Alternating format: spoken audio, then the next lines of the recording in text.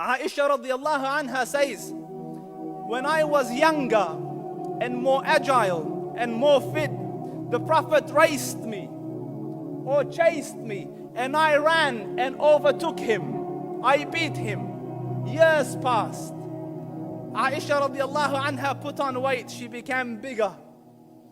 And the Prophet is in a campaign. He's traveling with the ashab. And then in the middle of the desert, he tells the army, go ahead. Go ahead.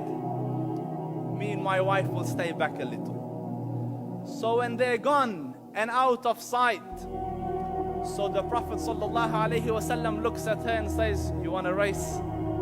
Salawatu Rabbi wa salamuhu alayka ya Rasulullah. So can you imagine our mother Aisha getting ready to race?